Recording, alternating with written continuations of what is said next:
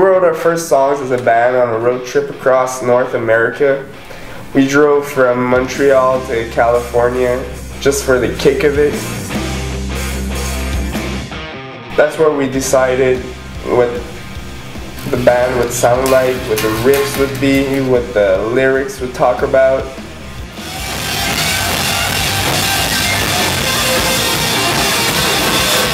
We're not trying to change the sound of rock and roll. I think that the sound of heysugarband is a blend between passive ideology and intense music.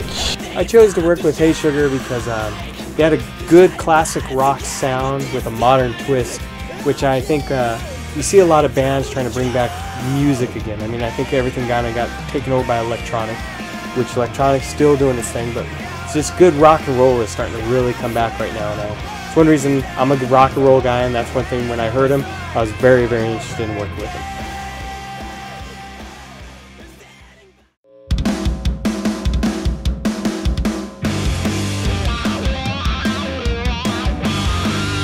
Heysugarband is the perfect name for that project. A classic pickup line. It's like sweet and dirty at the same time. You know, it's sexy. You know, it's a sexy name for a rock and roll band, and I think when you first hear the name, if you don't know who they are or anything about them, I don't think you're going to expect the kind of music they play. When I first heard heysugarband's promotional 3 songs demo, I just thought, wow, these guys have something different here, so that's definitely going somewhere.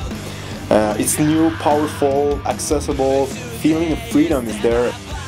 The main reason why the band wanted me to work with them is because I really understood the kind of sound that they wanted to achieve.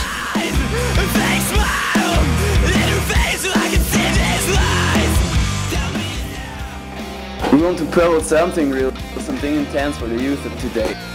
In the 70s, that way of living about a simple life and getting back to basic was everywhere. We're trying to bring it back to this band because we're living the same kind of uprising right now. It's such a feeling that things went too far, and now it is time to get back to basic, to the authentic. Direction for heysugarband for the next year or 2 years is basically touring, and more touring. We're looking at touring in Europe, the US over and over, Australia, Japan. They're getting fans on all these places, so we want to get out there and play in front of the fans. That's what the music industry basically is becoming, is live performances, so women, watch it.